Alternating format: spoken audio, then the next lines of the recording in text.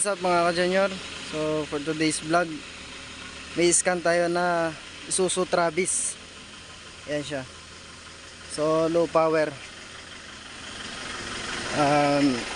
Try natin i-scan to.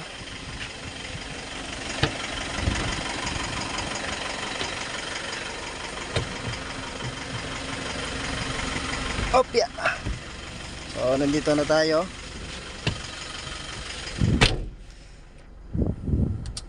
Start natin. So titignan nyo yung RPM nya. So madalian lang to. Hindi ko na ipapakita yung paglinis ko ng filter. So pipigaan natin. Ayan. Nakasagad na yan. Ayan o. Sagad na yung piga pero 1,500 RPM lang siya o revolution per minute. Nasa 1,500 lang. So dapat yan naabot man lang ng 3 or mahigit.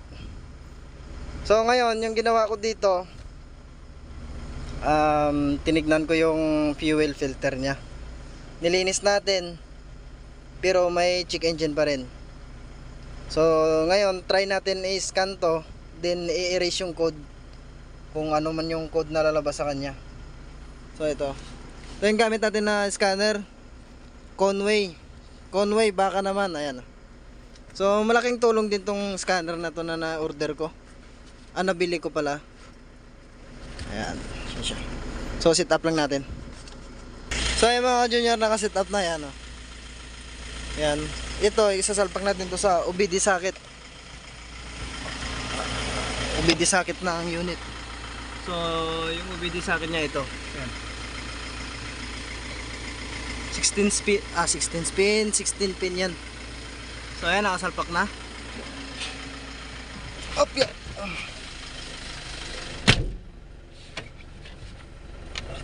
So, nakasalpak na yung scanner natin.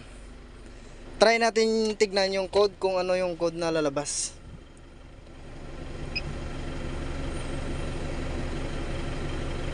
Antay lang natin mag-loading. So may mga na-encounter na akong gantong problema. Ano?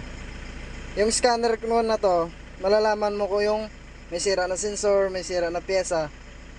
Iilaw to yung X.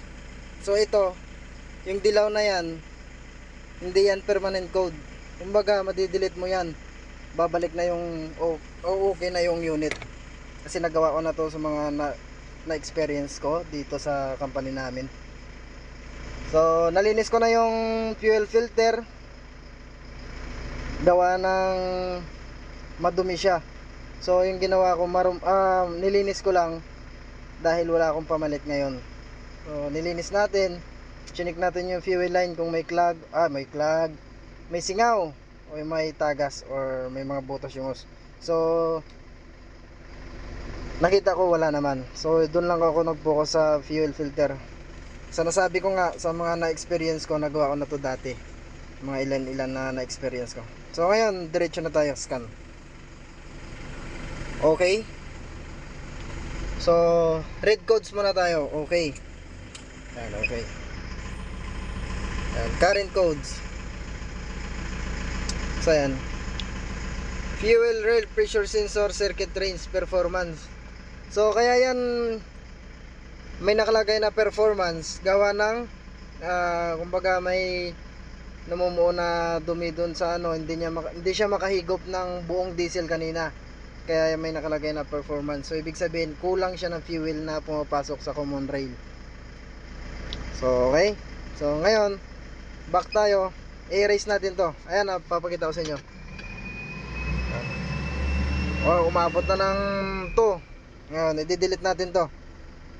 So nakikita nyo kanina 1,500 lang. Ngayon, umabot na ng 2. So higitan pa natin yan, kasi low power to. Yung unit, tinatakbo nyo lang ay 40 km/h. So erase natin. Ayan. So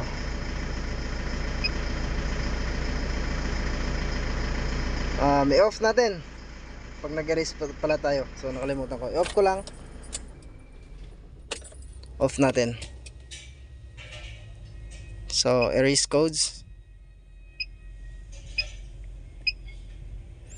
Processing. Emission for 30 days. This snake has been cleared. So start natin.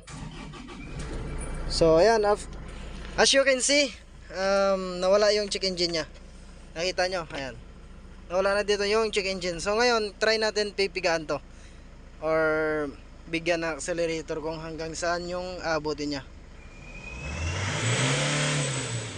So nakikita nyo naman yung performance ng accelerator nya. Ayan.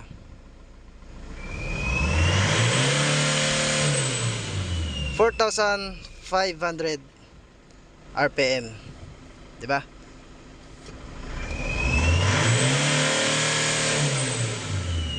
So hindi na siya low power.